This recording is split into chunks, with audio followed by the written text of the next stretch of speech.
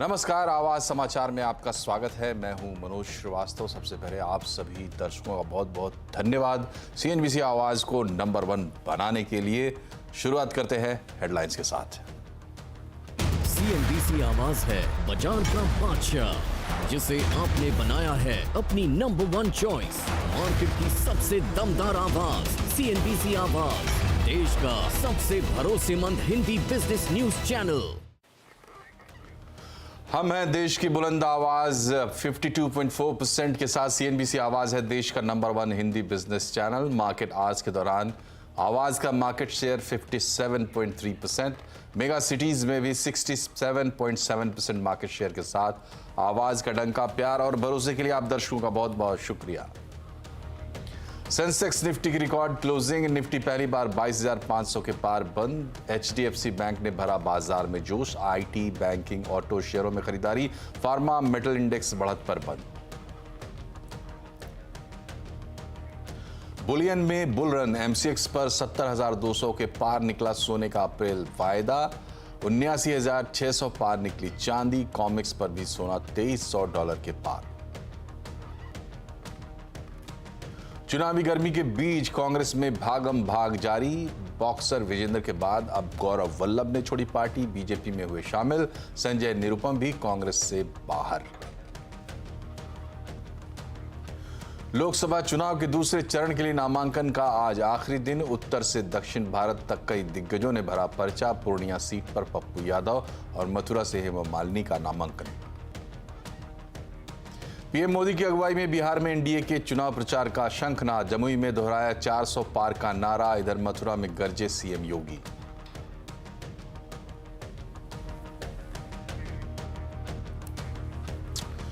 तो सबसे पहले बात बिजनेस न्यूज के बादशाह सीएनबीसी आवाज की। जी हां, सीएनबीसी आवाज ही है देश की बुलंद आवाज। आज आए टीआरपी आंकड़ों में ये बात फिर से साबित हो गई है। 52.4% के साथ सीएनबीसी आवाज है देश का number 1 Hindi business channel. Market hours के दौरान आवाज का मार्केट शेयर 57.3% है।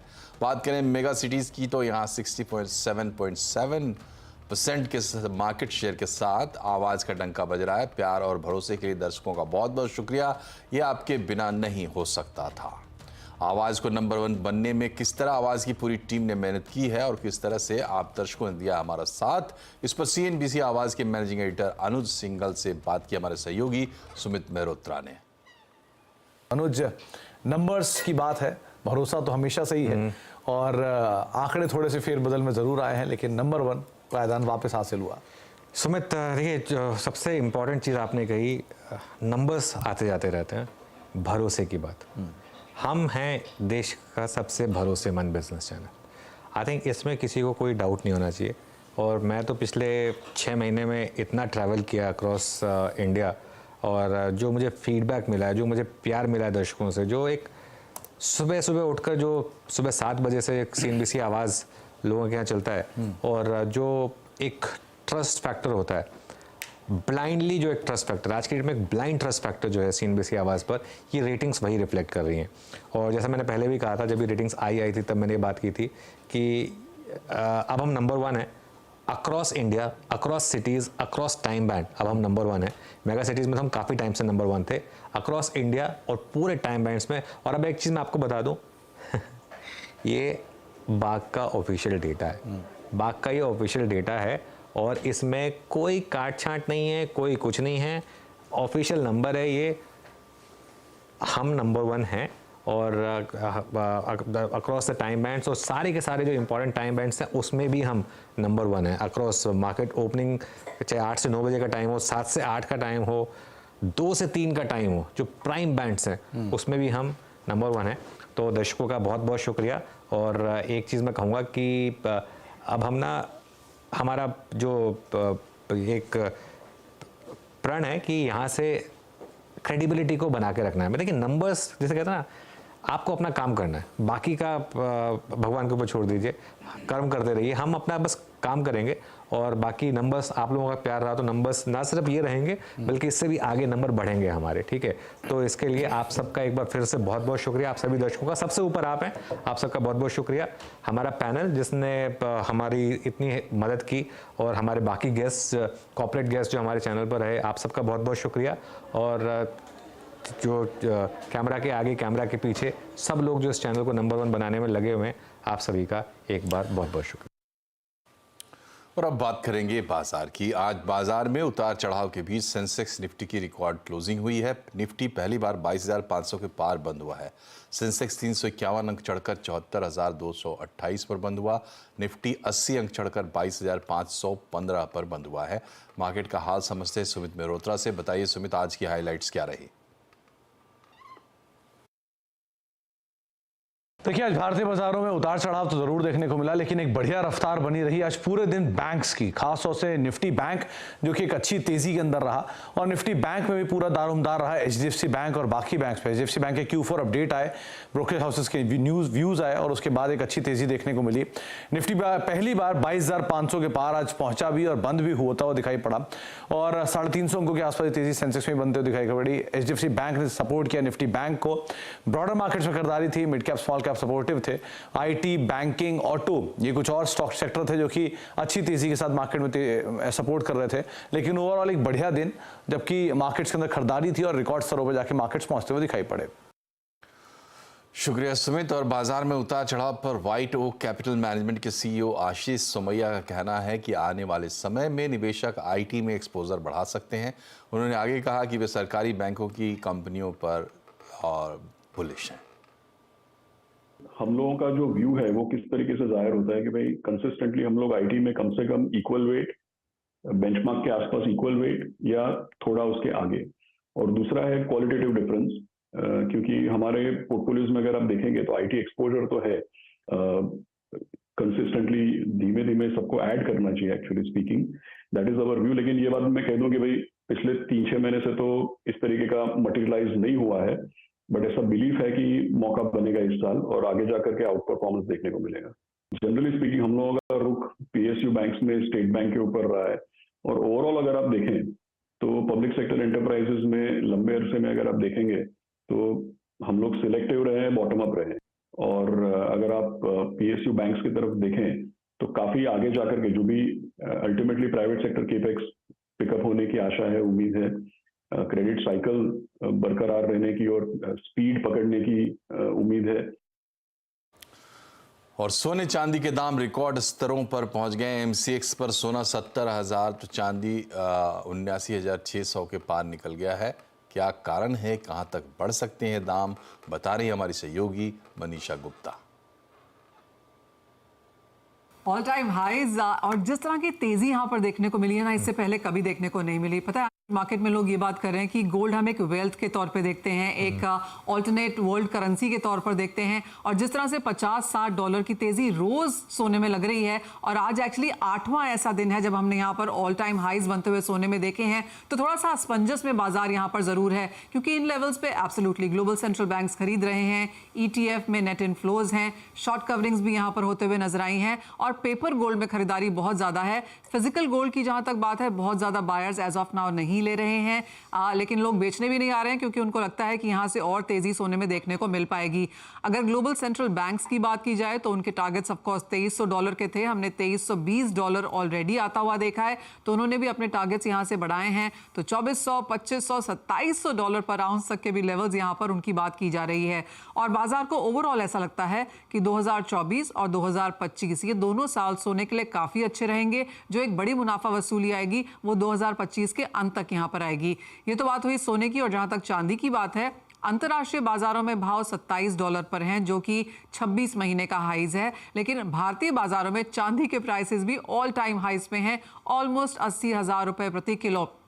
यहाँ पे भी बाजार मांग रहा है कि सोने में इतनी ज्यादा तेजी हम ऑलरेडी आता हुआ देख चुके हैं, तो काफी ज्यादा मनी जो है वो चांदी में आएगी, क्योंकि सोना भी चढ़ रहा है, इंडस्ट्रियल मेटल्स में भी तेजी है, और सिल्वर उसका एक काफी स्ट्रॉन्ग इंपैक्ट ले सकती है। तो शॉर्ट करने की सलाह तो बिल्कुल भी नहीं है। अगर आप फिजिकल में खरीदारी करना चाहते हैं तो सोने चांदी का सारे प्राइसेस अच्छे हैं। अगर ट्रेड कर रहे हैं तो थोड़ा कॉशियस होकर करना चाहिए।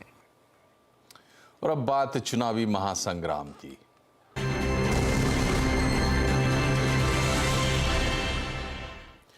लोकसभा चुनाव से पहले कांग्रेस में भागम भाग मची हुई है। कांग्रेस के कई नेता पार्टी छोड़ चुके हैं। पार्टी से नेताओं का पलायन अभी भी जारी है। आज कांग्रेस के तेज तर्रार प्रवक्ता गौरव वल्लभ ने पार्टी छोड़ दी। कुछ ही घंटों बाद वो बीजेपी में शामिल भी हो गए। गौरव वल्लभ के मुताबिक कांग्रेस पार्टी जिस तरह दिशाहीन होकर आगे बढ़ रही है, उसमें वे खुद को सहज महसूस नहीं कर पा रहे थे। उन्होंने कहा कि वो सनातन विरोधी नारे नहीं लगा सकते और ना ही देश के वेल्थ क्रिएटर्स को गाली दे सकते हैं।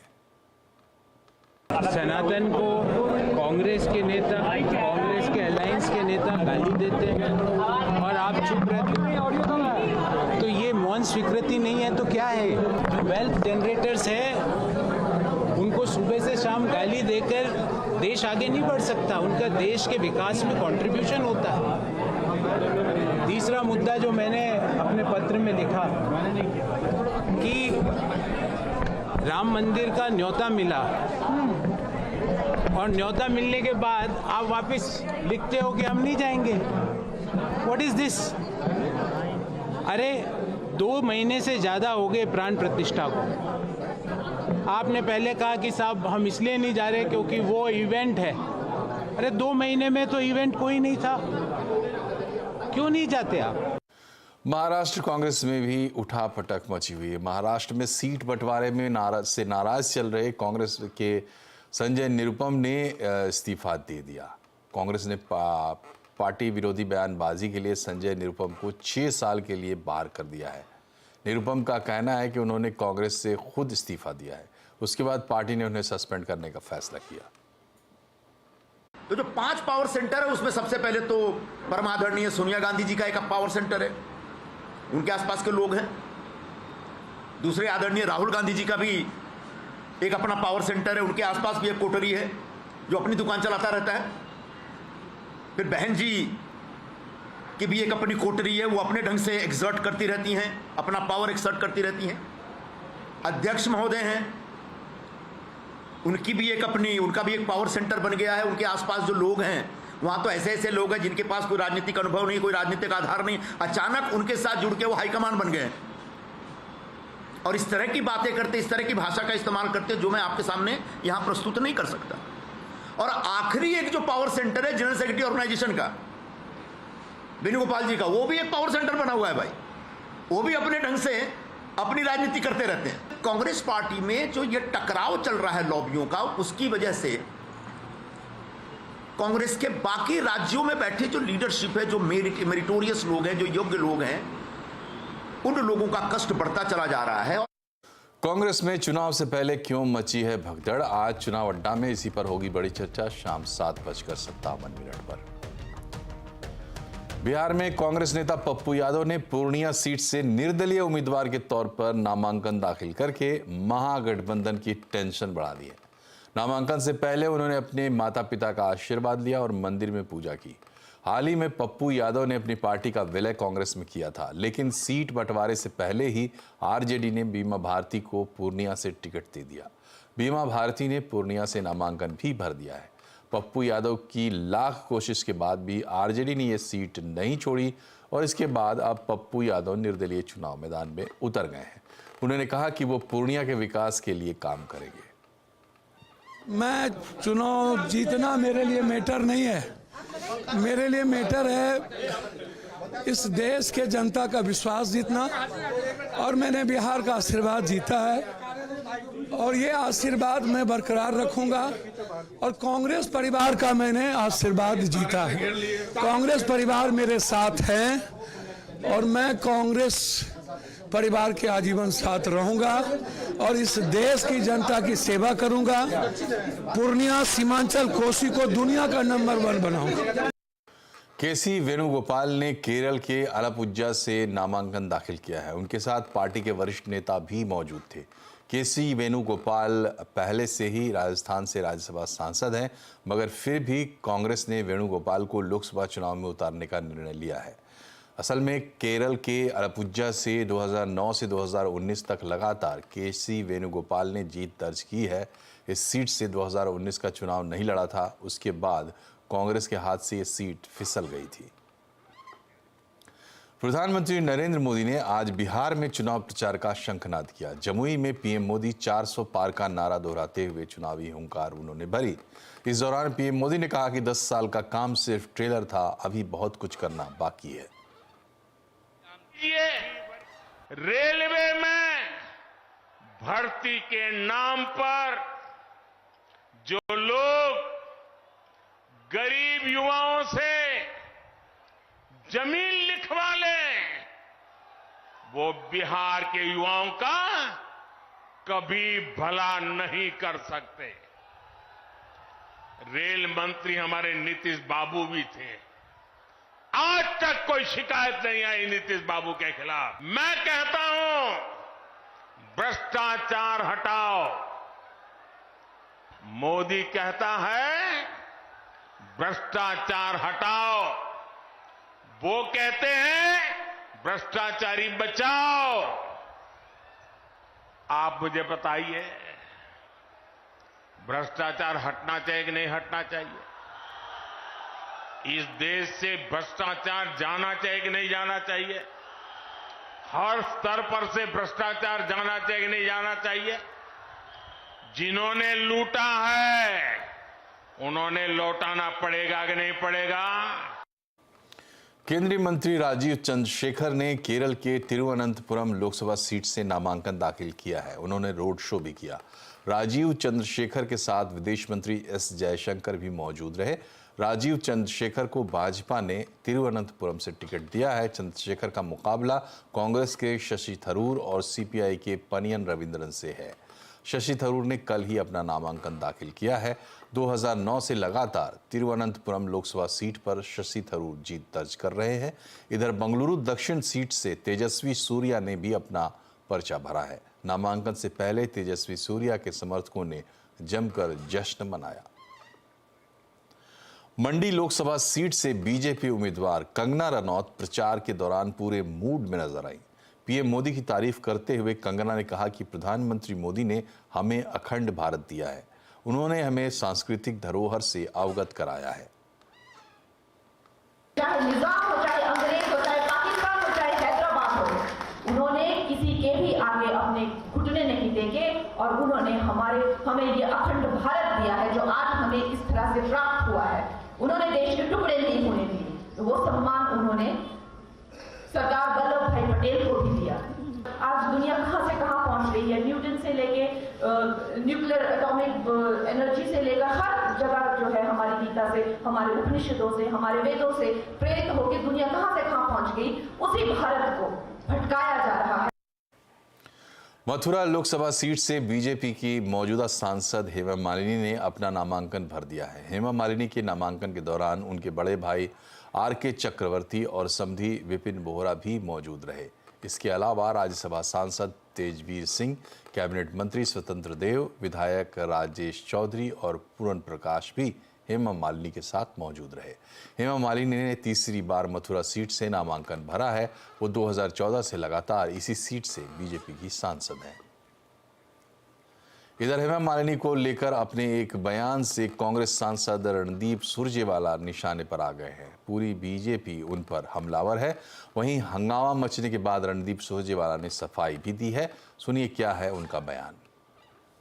फिल्म स्टार तो हैं, हम तो हेमा मालिनी का भी बड़ा सम्मान करते हैं। क्यों, धर्मेंद्र जी के ब्याह रखिए बहू है हमारी, परंतु ये फिल्म स्टार तो हो सकता है कोई। हम लोग जो है, मुझे या गुप्ता जी को इसलिए आप बनाते हैं कि साहब हम लोग जो हैं आपकी सेवा कर सकें। नायक सैनी जी को भी इसलिए बनाया, मनोहर लाल खट्टर जी को भी इसलिए बनाया, दूसरे साथियों को भी हमने इसलिए बनाया। वहीं आज मथुरा की रैली में सीएम योगी भी गरजे। उन्होंने रणदीप सुरजेवाला पर कड़ा प्रहार किया। उन्होंने कहा कि ये राधा रानी की भूमि है। सीएम योगी ने कांग्रेस को चेतावनी देते हुए कहा कि अगर आधी आबादी का अपमान करोगे तो पूरी आबादी आपको ऐसा सबक सिखाएगी कि कांग्रेस राजनीति करने लायक नहीं बचेगी। तो कांग्रेस के नेता अपना आपा खो चुके हैं। अब भारत की मातृशक्ति के प्रति अपमानजनक टिप्पणी करके आधी आबादी का अपमान करने पर उतारू हो चुके हैं। लेकिन इन कांग्रेसियों को और इंडी गठबंधन के राधे रानी की भूमि है, यमुना मैया की कृपा इस भूमि पर है। अगर आधी आबादी का अपमान करोगे तो आधी आबादी ही नहीं बल्कि पूरा भारतवर्ष उन्हें ऐसा सबक सिखाएगा कि आगे से वे राजनीति करने लायक नहीं बच पाएंगे। उस कला का सम्मान कौन भारतीय नहीं करेगा। राहुल गांधी और उनकी राजनीति की बातें अक्सर होती है, लेकिन राहुल गांधी का सरोकार सिर्फ देश की राजनीति से नहीं है। राहुल गांधी ने स्टॉक मार्केट में अच्छा खासा निवेश कर रखा है। उनके पोर्टफोलियो में क्या क्या है, उन्हें कौन कौन से शेयर्स पसंद है और रिटर्न के मामले में वो कहां खड़े हैं, उनके पोर्टफोलियो का सारा डिटेल बता रहे हैं यतिन मोहता। वायनाड से जो एफिडेविट राहुल गांधी जी ने भरा, उसके डेटा के मुताबिक बहुत सारा इंटरेस्ट उनका शेयर बाजार में दिखाई पड़ता है, क्योंकि बहुत सारे स्टॉक्स में उन्होंने खरीदारी की है।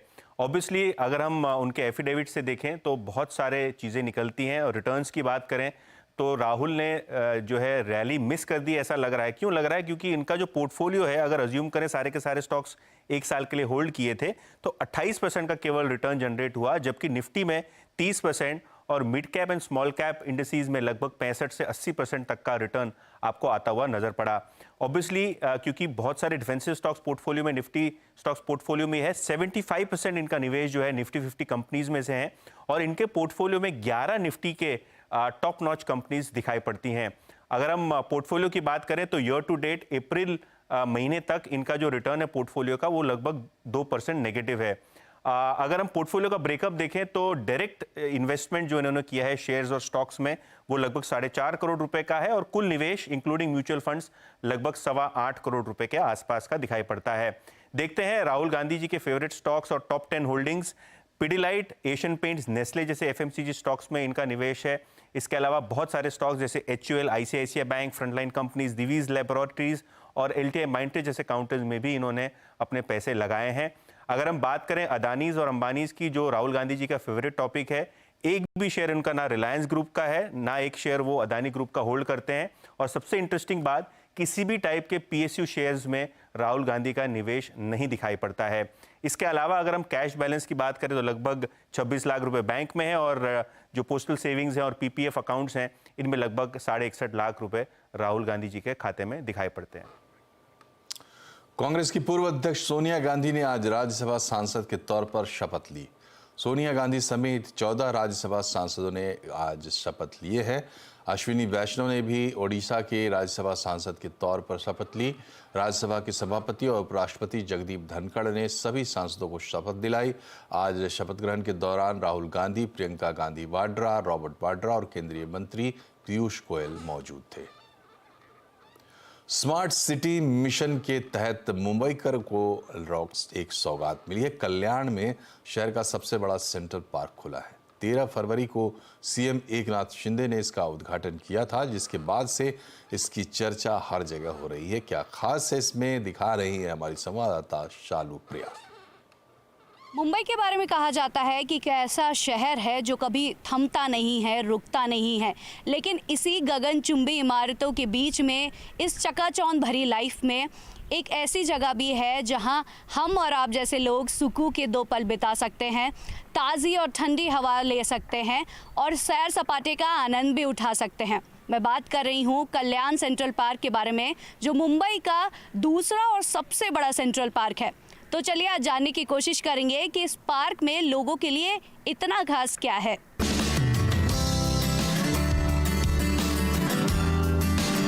ये नज़ारा है 25 एकड़ में फैले कल्याण सेंट्रल पार्क का।